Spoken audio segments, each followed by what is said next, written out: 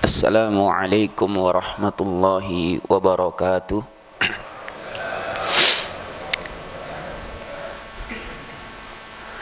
Alhamdulillahi rabbil alamin. Wabihi nasta'inu ala umuri dunya waddin. Wassalatu wassalamu ala ashrafil anbiya'i wal mursalin, Sayyidina wa nabiyyina Muhammadin wa ala alihi wa sahbihi ajma'in. Allahumma la ilma lana illa ma 'allamtana innaka antal alimul hakim. Rabbi shrah li sadri wa yassir li amri wahlul 'uqdatan min lisani yafqahu qawli. Amma ba'd. Jamaah kaum muslimin yang dimuliakan Allah Subhanahu wa taala. Alhamdulillah, kita bersyukur kepada Allah Subhanahu wa taala yang telah mengumpulkan kita kembali di majelis yang mulia ini untuk melanjutkan kajian kita terhadap kitab Riyadhus Shalihin. Pembahasan kita masih berkaitan dengan babul ikhlas. Bab yang pertama yaitu bab yang menjelaskan tentang keikhlasan. Dan kita telah sampai pada hadis yang keempat dalam bab ini, yaitu hadis dari An Abi Abdillah Jabir bin Abdillah Al-Ansari radhiyallahu anhuma, dari Abu Abdillah Jabir ibn Abdillah Al-Ansari radhiyallahu anhuma, semoga Allah meridhai mereka berdua. Hadis yang akan kita bahas ini diriwayatkan oleh seorang sahabat yang bernama Jabir. Kunyahnya adalah Abu Abdillah bin Abdillah. Abdillah ini nama ayahnya. Sehingga di sini kita ketahui Jabir memberikan nama anaknya dengan nama ayahnya, yaitu Abdullah. Dan ini diantara kebiasaan orang-orang Arab, di mana mereka menamakan anak-anak mereka dengan nama ayahnya atau kakek-kakeknya. Al-Ansari radhiyallahu anhuma, semoga Allah meridhai mereka berdua. Di sini mengisyaratkan dari doa yang telah kita baca untuk dua orang sahabat ini bahwa Jabir dan ayahnya adalah seorang muslim, seorang sahabat Nabi sallallahu alaihi wasallam. Maka dari itu bunyi doanya di sini radhiyallahu anhuma, bukan radhiyallahu anhu. Qala, Jabir radhiyallahu anhu berkata, kunna ma'an nabiyyi sallallahu alaihi wasallam fi ghazatin. Kami pernah bersama Nabi sallallahu alaihi wasallam dalam suatu peperangan, yaitu dalam suatu peperangan Tabuk. Perang Tabuk ini terjadi pada tahun ke-7, ya, tahun ke-7. Perang Tabuk ini terjadi pada tahun ke-7. Ada juga yang mengatakan terjadi pada tahun ke-9 setelah hijrahnya Nabi sallallahu alaihi wasallam.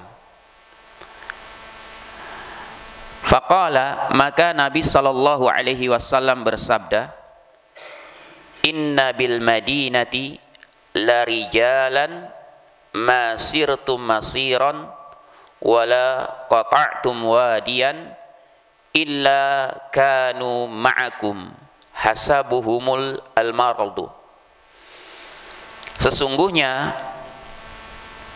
di Madinah itu lari jalan, ada beberapa orang lelaki, masirtum masira, tidaklah kalian melakukan suatu perjalanan, wala qata'tum wadiya, tidak pula melewati suatu lembah, illa kanu ma'akum, melainkan mereka, yaitu orang-orang yang ada di Madinah ini, ma'akum, beserta kalian.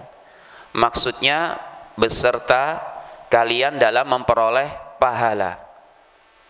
Hasabahum al-maradu, mereka terhalangi karena sakit, yaitu mereka terhalangi untuk ikut serta dalam melakukan perjalanan dengan sahabat yang lainnya karena sakit.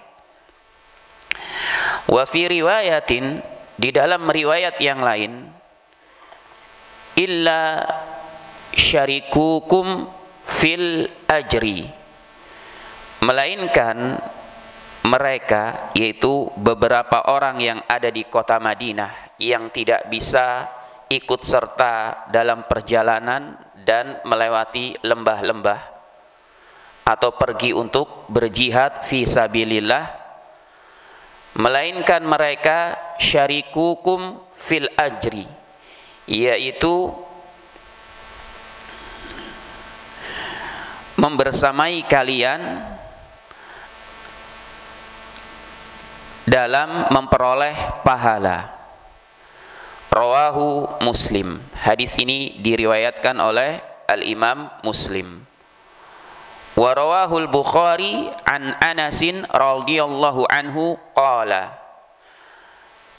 Ada hadis juga yang diriwayatkan oleh Al-Imam Al-Bukhari an Anasin, dari Anas radhiyallahu anhu, semoga Allah meridhoinya. Qala, berkata Anas, raja'na min ghazwati Tabuk, kami kembali dari perang Tabuk, ma'an Nabi sallallahu alaihi wasallam, bersama Nabi sallallahu alaihi wasallam. Faqala, maka Nabi sallallahu alaihi wasallam pun bersabda, inna aqwaman khalfana bil madinati ma salakna syi'ban wala wadiyan illa wahum ma'ana hasabuhum al-'udhru. Sesungguhnya ada beberapa orang lelaki khalfana bil Madinah, yang telah kami tinggalkan di Madinah, yakni mereka tidak ikut serta dalam perang Tabuk.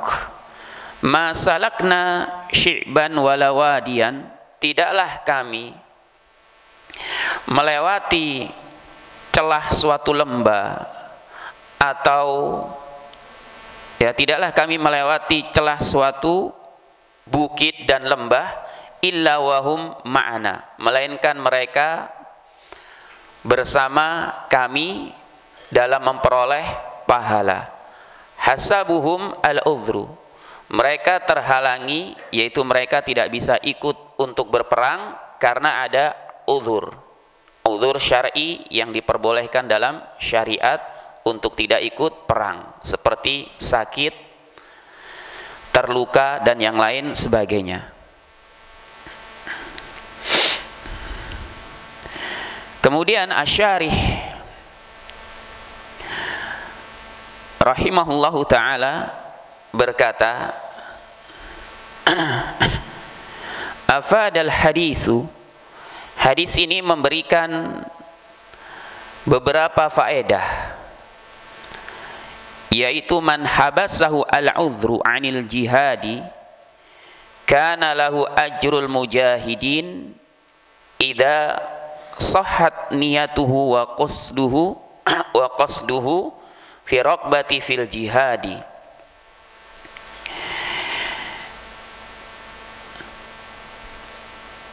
Siapa saja yang terhalangi dari jihad karena ada suatu udzur, sehingga ia tidak bisa pergi untuk berjihad, kana lahu ajril mujahidin, maka ia tetap mendapatkan pahala seperti pahala orang yang berjihad fi sabilillah. Namun ada syaratnya. Apa syaratnya? Idza sahhat niyatuhu. Jika niatnya benar, wa qasduhu fi raqbati fil jihad, dan tujuannya benar-benar ingin untuk ikut serta berjihad.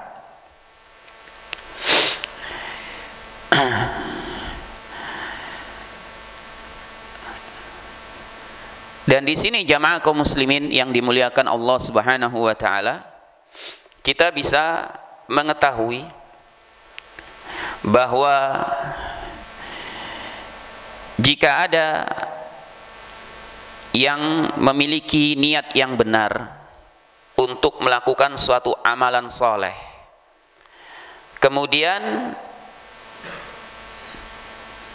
tujuannya benar-benar ingin melakukannya, namun dia terhalang sehingga tidak bisa melakukannya karena adanya uzur seperti sakit dan yang lain sebagainya,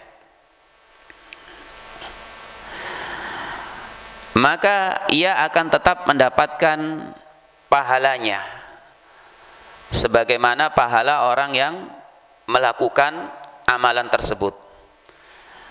Sebagaimana hal ini dikatakan oleh Al-Allamah Faisal Al-Mubarak rahimahullahu ta'ala. Beliau berkata, fi hadzal hadithi, di dalam hadis ini, dalilun ala anna man sahhat niyatuhu wa azama ala fi'li amalin salihin wa tarakahu li'udhrin anna lahu mithlu ajri fa'ilihi. Di dalam hadis ini ada petunjuk bahwasanya siapa saja yang benar niatnya wa azama ala fi'li amalin salih, dan benar-benar ingin melakukan suatu amalan saleh, wa tarakahu, namun dia meninggalkannya, tidak bisa untuk melakukannya, li'udhrin, karena adanya uzur, adanya uzur syar'i yang diperbolehkan dia untuk tidak mengamalkannya, anna lahu mithlu ajri fa'ilihi, maka ya dia akan tetap mendapatkan pahala seperti pahala orang yang melakukan amalan tersebut dengan sempurna.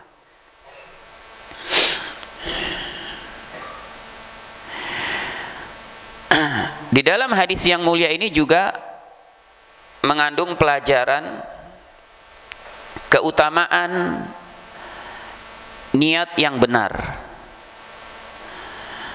bahwasanya ketika seseorang berniat melakukan suatu amalan tapi dia terhalangi untuk tidak bisa melakukannya, maka Allah Subhanahu wa taala akan tetap memberikan pahala kepada orang tersebut.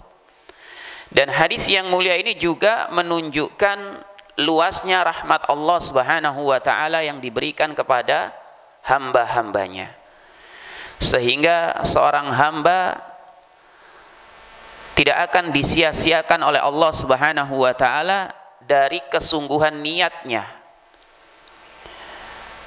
dan keinginannya untuk melakukan suatu amalan soleh, namun ternyata dia tidak bisa untuk melakukannya karena adanya uzur. Kemudian Asy-Syarih rahimahullahu taala di sini berkata, mengakhiri dari penjelasannya terhadap hadis yang keempat ini, lan yakhlu kullu muslimin min mas'uliyatil jihadi wa aqallu maratibihi an-niyatu wal qasdu ilaihi. Hendaknya bagi setiap muslim tidak terluput dari perkara-perkara jihad, wa aqallu maratibihi, dan minimalnya an-niyatu wal qasdu ilaihi, minimalnya dia harus memiliki niat dan tujuan untuk ikut serta melakukannya, walaupun mungkin hal itu tidak bisa dilakukan atau sulit untuk dilakukan karena adanya uzur dan juga alasan-alasan yang lainnya. Apa yang disebutkan oleh Asy-Syarih rahimahullahu taala di sini berdasarkan sabda Nabi sallallahu alaihi wasallam, "Man mata wa lam yaghzu wa lam yuhaddits nafsahu bihi mata ala syu'batin min nifaqin." Siapa saja yang mati dalam keadaan belum pernah berjihad, walam yuhadits nafsahu bihi, dan tidak ada keinginan dalam dirinya untuk ikut serta melakukannya, mata ala syu'batin min nifaqin, maka dia akan mati di atas sebagian dari kemunafikan, sebagian dari cabang kemunafikan.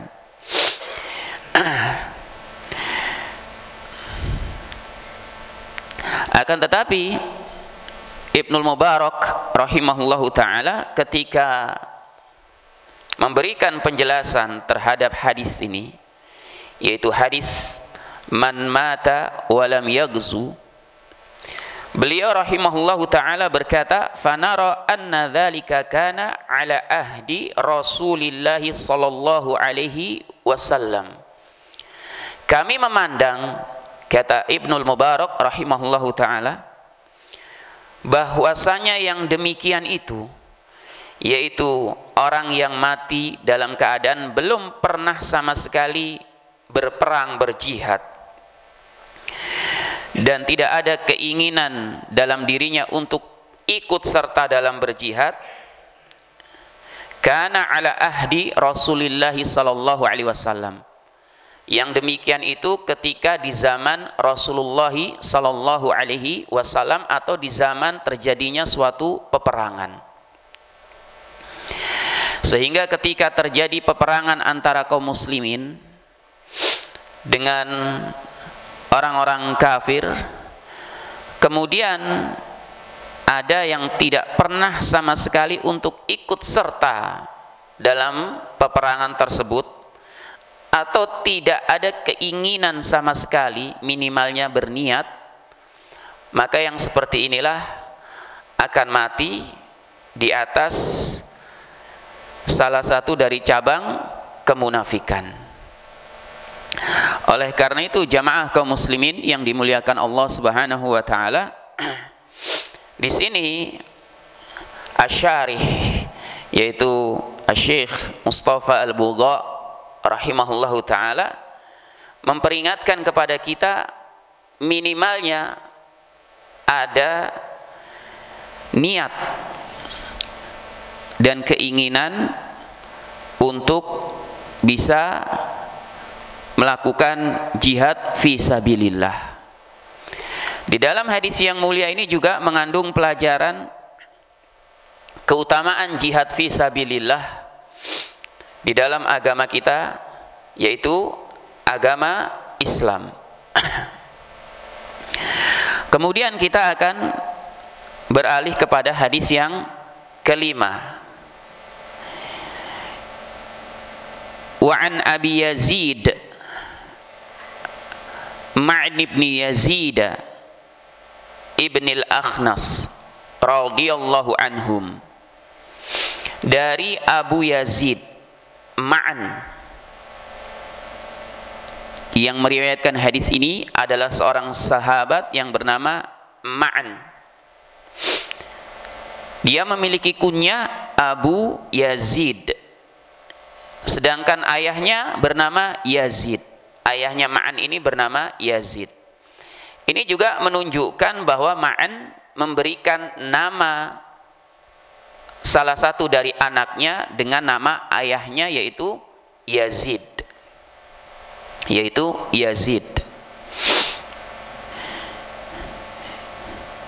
Dan ini merupakan seperti tadi yang sudah kami jelaskan, kebiasaan dari orang-orang Arab. Oleh karena itu ketika Nabi Shallallahu Alaihi Wasallam lahir, kemudian dibawa kepada kakeknya yaitu Abdul Muthalib.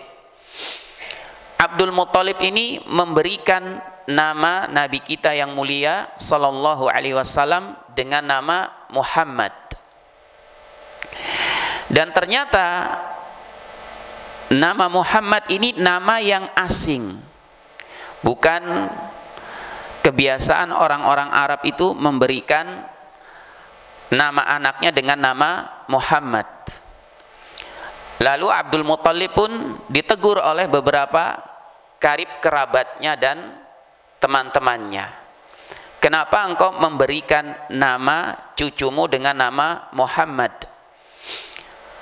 Ini bukanlah kebiasaan kita. Kebiasaan kita adalah memberikan nama anak-anak kita dengan nama-nama ya ayah dan kakek-kakek kita. Maka Abdul Muthalib berkata, sesungguhnya aku berharap dari nama ini, dia ini ya yuhmadu fis sama, dipuji di langit dan juga dipuji di bumi. Dan ternyata apa yang dikatakan oleh Abdul Muthalib ini benar terjadi. Cucunya yang bernama Muhammad ini termasuk manusia pilihan yang diangkat oleh Allah Subhanahu wa taala menjadi seorang nabi yang mulia, bahkan manusia yang paling mulia, yang kemudian dipuji oleh penduduk langit dan juga penduduk dunia. Kembali lagi kepada hadis ini. Kemudian Yazid ini, yaitu ayahnya Ma'an, memiliki ayah yang bernama Al-Akhnas. Al-Akhnas ini merupakan kakek dari Ma'an yang meriwayatkan hadis yang mulia ini. Radhiyallahu anhum, semoga Allah meridhai mereka semua. Ini merupakan isyarat doa ini bahwa Ma'an, ayahnya dan juga kakeknya semuanya adalah seorang muslim. Oleh karena itu setelahnya disebutkan di sini wa huwa wa abuhu wa jadduhu sahabiyun. Wa huwa maksudnya Ma'an, wa abuhu dan ayahnya, wa jadduhu dan kakeknya adalah sahabiyun, adalah para sahabat Nabi Sallallahu Alaihi Wasallam. Karena di antara sahabat juga ada yang ayahnya, kakeknya itu bukan sahabat Nabi karena mereka tidak beriman kepada Nabi Sallallahu Alaihi Wasallam. Akan tetapi Ma'an ini di antara keutamaannya, ayahnya, kakeknya semuanya adalah muslim, sahabat Nabi Sallallahu Alaihi Wasallam. Qala, berkata Ma'an, kana abi Yazidu akhraja dananira yatasaddaqu biha. Kana abi, ayahku yaitu Yazid, mengeluarkan dananira, beberapa dirham, yatasaddaqu biha, untuk bersedekah, untuk dia sedekahkan. Fawadu'aha inda rajulin fil masjidi, maka dinar-dinar tersebut diletakkan oleh ayahku inda rajulin, di sisi seseorang, maksudnya dititipkan kepada seseorang fil masjidi, yang ada di dalam masjid. Faji'tu fa'akhadtuha fa'ataituhu biha, maka aku pun datang ke masjid tersebut, fa'akhadtuha, dan mengambil dinar-dinar tersebut, fa'ataituhu biha, kemudian aku mendatangi ayahku dengan membawa dinar-dinar tersebut. Faqala, maka ayahku pun berkata, ketika melihat Ma'an ini datang membawa dinar-dinar yang sebenarnya itu merupakan dinar milik ayahnya yang dititipkan kepada seseorang untuk diberikan kepada orang-orang yang membutuhkan. Faqala, maka Yazid, yaitu ayahnya Ma'an, berkata, wallahi ma iyyaka aradtu, demi Allah bukan engkau yang aku inginkan untuk menerima dinar-dinar ini. Karena apa? Karena Ma'an ini ketika bersedekah dengan dinar-dinar tersebut tujuannya untuk diberikan kepada orang-orang yang membutuhkan selain daripada keluarganya sendiri. Fa khasamtuhu ila Rasulillah sallallahu alaihi wasallam, maka aku pun mengadukan pertikaianku dengan ayahku kepada Rasulullah sallallahu alaihi wasallam. Faqala, Nabi sallallahu alaihi wasallam pun bersabda, walaka ma nawaita ya Yazid, bagimu adalah pahala sesuai dengan apa yang engkau niatkan wahai Yazid. Walaka ma akhadta ya Ma'nu, dan bagimu sesuai dengan apa yang engkau ambil dari dinar-dinar tersebut ya Ma'nu, artinya dinar-dinar tersebut tetap menjadi milikmu wahai Ma'an. Ya. Kenapa demikian? Karena orang yang di masjid tersebut yang dititipi oleh ayahnya Ma'an telah mengizinkan Ma'an untuk mengambil dinar-dinar tersebut.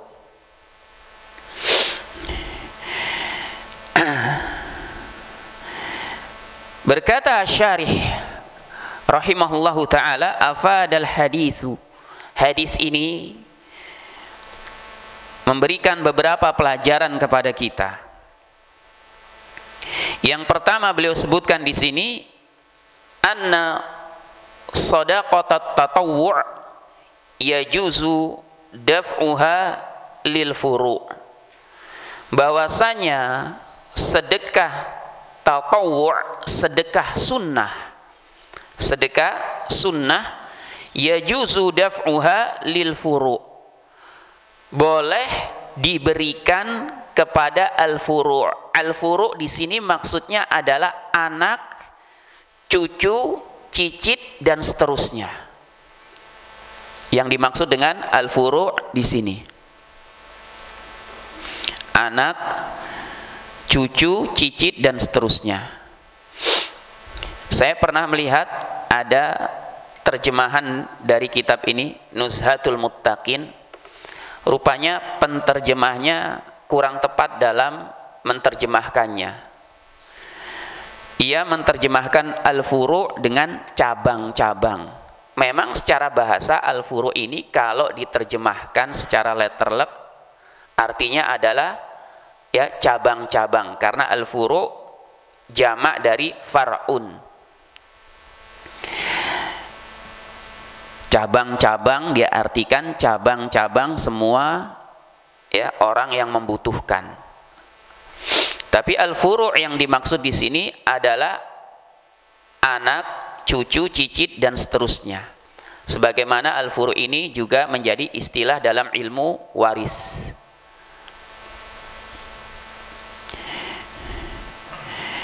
Wa amma as-shadaqatu al-wajibatu az-zakah fala yajuzu daf'uha lil furu'i wala lil usul. Adapun sedekah wajib yaitu zakat, zakatul fitr maupun zakatul mal, fala yajuzu daf'uha lil furu', tidak boleh diberikan kepada al-furu'. Siapa tadi al-furu'? Anak, cucu, cicit dan seterusnya. Ya, cicit, kemudian anaknya cucu, anaknya cicit, terus seterusnya. Walalil usul, dan juga tidak boleh diberikan kepada al-usul. Al-usul ini siapa? Ayah, kakek, kemudian buyut, dan seterusnya ke atas. Ini namanya al-usul. Ya. Nah, di terjemahan tersebut juga kurang tepat dalam menerjemahkan. Diterjemahkan, ya, tidak boleh diberikan kepada sembarang orang kecuali hanya mustahiknya saja. Hanya mustahiknya saja. Tapi yang tepat al-furu' adalah anak, cucu, cicit, adapun al-usul ayah, kakek, buyut, dan seterusnya. Di sini kita bisa mengambil pelajaran bahwasanya sedekah sunnah selain dari zakatul fitr dan zakatul mal itu boleh diberikan kepada ya al-furu', kepada anak. Boleh diberikan kepada anak. Karena Nabi SAW dalam hadis yang telah kita bahas tadi tidak meminta kembali apa yang diambil oleh ma'an. Beliau tetap mengatakan bahwa bagimu ya boleh untuk memiliki apa yang telah engkau ambil dari dinar-dinar tersebut, walaupun itu milik ayahnya sendiri. Adapun sedekah wajib seperti zakat, yaitu zakatul fitr dan zakatul mal, maka tidak boleh diberikan kepada anak, cucu, cicit, dan seterusnya, dan juga kepada al-usul, yaitu ayah atau orang tua kita. Kemudian ya orang tua dari orang tua kita dan seterusnya. Ini tidak boleh. Kenapa demikian? Berdasarkan firman Allah Subhanahu wa taala dalam surah At-Taubah, "Innamas shadaqat lil fuqara'i wal masakin wal 'amilina 'alaiha wal mu'allafati qulubuhum fir riqabi wal gharimina wa fi sabilillahi wa ibnis sabil." Sesungguhnya sedekah yang dimaksud di sini adalah zakat. Hanya untuk fakir, miskin, amil zakat, orang yang dilembutkan hatinya yaitu mu'allaf, kemudian untuk membebaskan budak, al-gharimin, orang yang terlilit hutang, wa fi sabilillah, dan untuk tujuan fi sabilillah, wabnis sabil, yang terakhir untuk musafir. Ada 8 asnaf, 8 mustahik zakat, baik itu untuk zakatul fitr maupun zakatul mal. Ya. Dalam 8 asnaf ini menjadi perbincangan di antara ulama, apakah termasuk karib kerabat orang yang berzakat jika mereka ini termasuk fakir, miskin, sebagaimana yang disebutkan dalam ayat yang mulia ini. Dari 8 asnaf boleh juga diberikan zakat, baik itu zakatul fitr maupun zakatul mal. Maka para ulama menjelaskan, jika karib kerabat tersebut termasuk orang-orang yang wajib untuk dinafkahi, seperti anak dan orang tua, maka tidak boleh diberikan zakat. Tidak boleh diberikan zakat. Ya.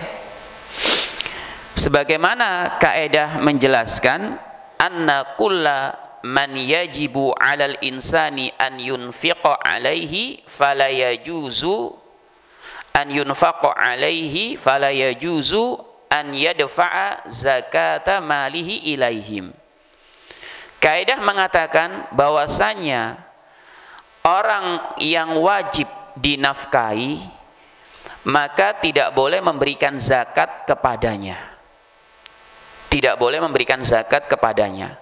Bahkan Ibnul Mundhir rahimahullahu ta'ala dalam kitabnya Al-Ijma' menukil sebuah konsensus dari para ulama, kesepakatan para ulama, ijma' para ulama, bahwa orang yang wajib untuk dinafkahi seperti orang tua, maka tidak boleh memberikan zakatnya kepada mereka ini.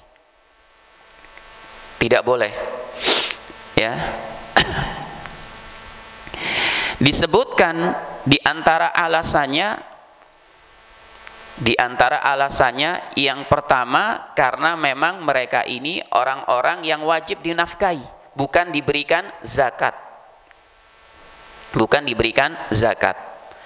Yang kedua, alasannya kalau diberikan zakat kepada mereka, kemudian mereka merasa tercukupi dengan zakat tersebut, kebutuhan-kebutuhannya, ini akan menghalangi seorang anak untuk memberikan kewajiban nafkah kepada orang tuanya, atau menghalangi orang tua untuk memberikan nafkah kepada anaknya.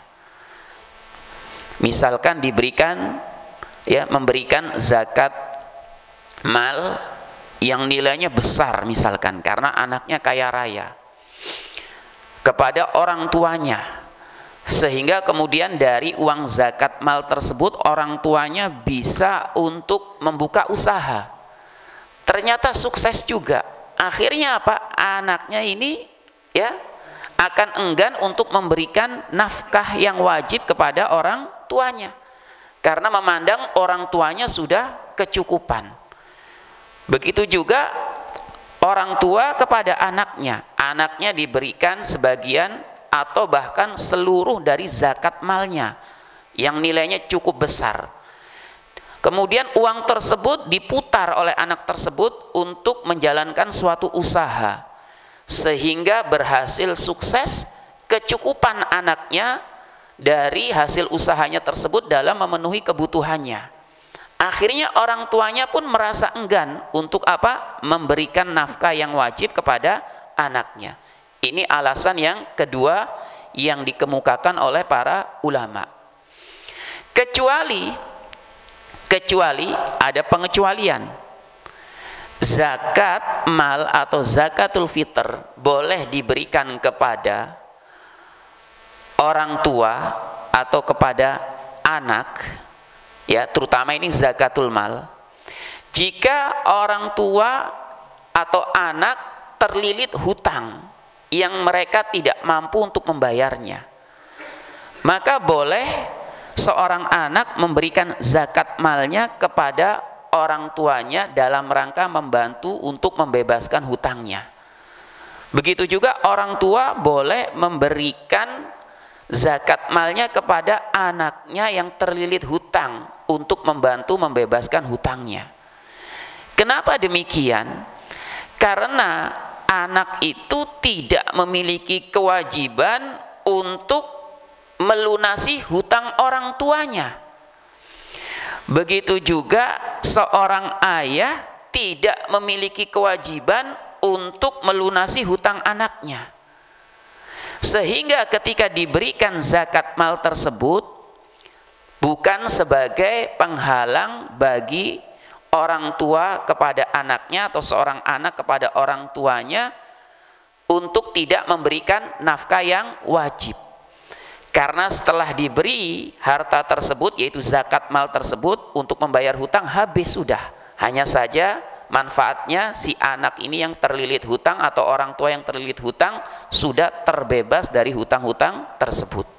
Ini diantara pengecualian dari para ulama.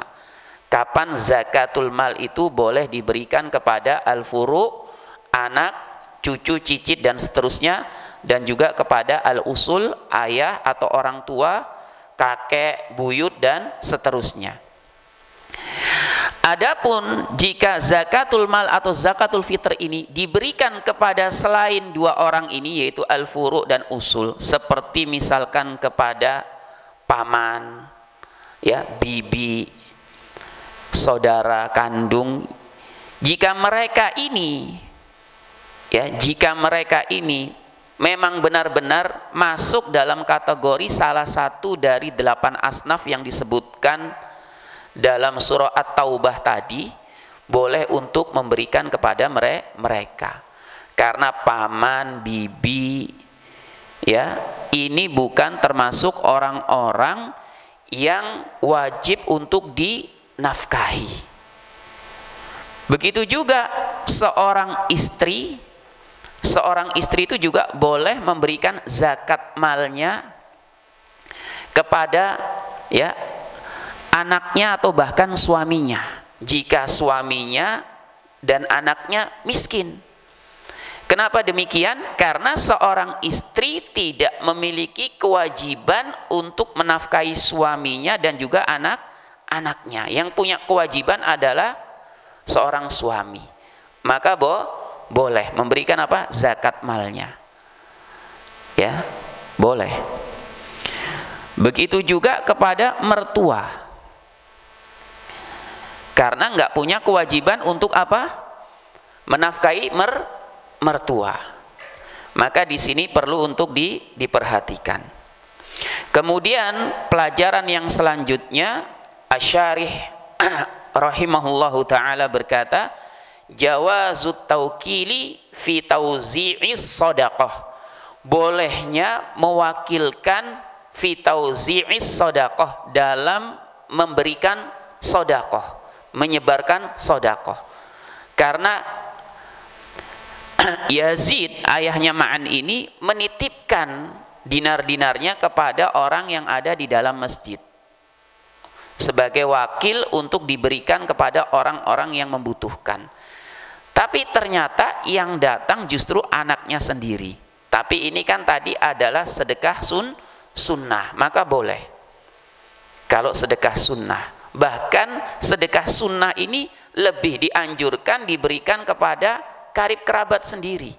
Karena jangan sampai, ya, kita banyak sedekah kepada orang lain, tapi ternyata misalkan orang tua kita kekurangan, kemudian anak-anak kita kekurangan, ya, justru mereka ini lebih layak untuk kita perhatikan terlebih dahulu, kita berikan sedekah. Adapun kalau orang tua, maka ini wajib menafkahi, ya, bukan sedekah istilahnya, bukan sedekah. Oleh karena itu di sini disebutkan sedekah sunnah itu hanya boleh diberikan kepada al-furu, kepada anak.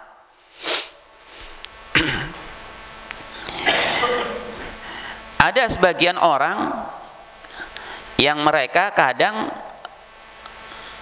senang bersedekah kepada panti asuhan dan yang lain sebagainya, tapi tidak memperhatikan kondisi orang tuanya yang sebenarnya wajib untuk dinafkahi, bukan diberikan sedekah. Hanya karena tergiur dengan iming-iming keutamaan kalau memberikan sedekah kepada anak-anak yatim.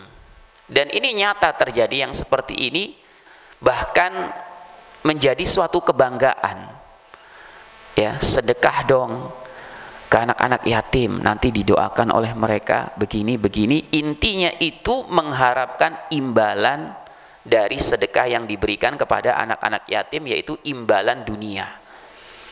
Tapi ternyata orang tuanya kekurangan sebenarnya, walaupun orang tua itu tidak berbicara. Karena yang namanya orang tua itu biasanya, ya, lebih menunjukkan kecukupan, kekuatan, ya, bahkan tidak pernah menunjukkan kesedihannya di hadapan anak-anaknya. Bukan berarti orang tua itu kuat, cukup, dan gak sedih, padahal di dalam hatinya itu penuh dengan kesedihan. Maka seorang anak di sini harus memiliki rasa untuk bisa mengerti apa yang terjadi pada kedua orang tuanya, bahkan memberikan sesuatu tanpa diminta, kalau bisa, kalau memang memiliki kemampuan. Kemudian setelah itu, di antara pelajarannya juga, la uquqa minal abna'i lil abai fil mukhasamati li ma'rifatil haqq. Tidak menjadi kedurhakaan bagi seorang anak kepada ayahnya fil mukhasamati, ketika bertikai li ma'rifatil haq, dalam mencari kebenaran, dalam mencari kebenaran. Tapi juga bukan berarti di sini ya berlebih-lebihan seorang anak ketika bertikai dengan orang tuanya dalam mencari kebenaran, ya berlebih-lebihan sampai berkata-kata yang tidak pantas. Ya bertikai sewajarnya, ya enggak, ini misalkan boleh untuk diberikan kepada ya kepada orang tua, misalkan oh enggak boleh, oh ini boleh, seperti itu, ini biasa. Kemudian selanjutnya ini pelajaran yang terakhir, yanalul mutasaddiq al ajra idza sahhat niyatuhu, ya sawaun waqa'at sadaqatuhu fi yadin mustahikin amla. Orang yang bersedekah tetap memperoleh pahalanya idza sahhat niyatuhu, jika niatnya itu benar. Ya, sawaun waqa'at sadaqatuhu fi yadi mustahiqin amla. Ya, baik sedekahnya tersebut diambil oleh orang yang berhak memperoleh sedekah, yaitu mustahik zakat, atau bukan, bukan. Maka dengan niatnya tersebut dia akan tetap mendapatkan pahala. Di sini sesuai dengan hadis wa innama likulli imri'in manawa. Hadis pertama yang kita bahas dalam bab ini. Ya, sesungguhnya setiap orang itu akan memperoleh pahala sesuai dengan apa yang diniatkan. Kalau dia sudah bersedekah, ternyata sedekahnya tersebut, ini kan banyak ya, dia berniat sedekah memberikan zakatul malnya, ternyata enggak diberikan kepada mustahiknya, malah dibelikan mobil misalnya, atau dibuat bangun hotel misalkan, gitu ya, atau misalkan untuk ya keperluan pribadi, maka sedekahnya itu tidak akan sia-sia, tetap akan mendapatkan pahala dari Allah Subhanahu wa taala jika memang niatnya itu benar, ikhlas karena Allah Subhanahu wa taala. Ya. Maka di sini kita jangan pernah khawatir kalau misalkan memberikan sedekah, ya nggak usah kemudian kita tanya-tanya ini orangnya misalkan benar nggak nih, amanah atau tidak. Kalau memang benar-benar tujuan kita ya sedekahnya niat ikhlas, yang kita tuju sebenarnya untuk diberikan kepada orang yang berhak mendapatkannya, tapi ternyata diselewengkan, maka ini bukan urusan kita. Ya, saya teringat di sini suatu kisah yang pernah saya alami sendiri dengan guru saya rahimahullahu taala. Ya, ketika saya diajak teman untuk memberikan uang sedekah dari beberapa orang yang digunakan menyumbang salah seorang yang anaknya sedang sakit. Tapi orang ini dikenal orang yang kurang amanah, karena sudah beberapa kali diberikan bantuan tujuannya untuk usaha, ternyata dipalingkan untuk yang lainnya, sehingga membuat beberapa orang kecewa. Pada waktu itu saya berpamitan dengan guru saya untuk menyerahkan uang ini. Setelah itu salah satu dari beberapa teman yang hadir di majelis tersebut bertanya, untuk siapa itu? Untuk si fulan. Oh, nggak usah dikasih, itu orangnya kebiasaan, nanti kalau dikasih kurang amanah. Padahal waktu itu anaknya memang benar-benar sedang sakit, karena sebelumnya saya sudah ngecek sendiri ke rumah sakit. Kemudian guru saya ini langsung berkata, ya nggak apa-apa, kasih aja, kasih. Ya, toh tetap orang yang bersedekah itu akan mendapatkan pahalanya.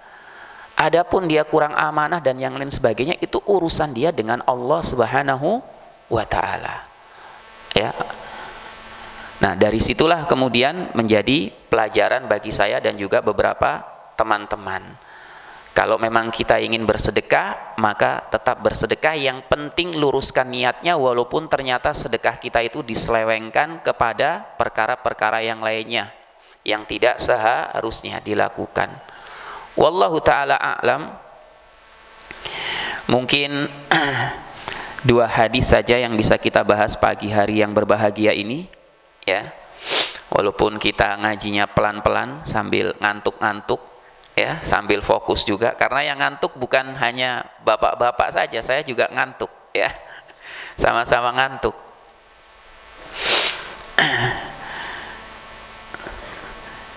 Insyaallah ta'ala kita lanjutkan di pertemuan yang akan mendatang. Kurang lebihnya kami mohon maaf. Semoga apa yang kita kaji ini bisa bermanfaat bagi kita semua. Wabillahi taufiq wal hidayah. Allahumma salli ala nabiyyina Muhammadin. Subhanakallahumma wa bihamdik, asyhadu an la ilaha illa anta, astaghfiruka wa atubu ilaik. Wassalamualaikum warahmatullahi wabarakatuh.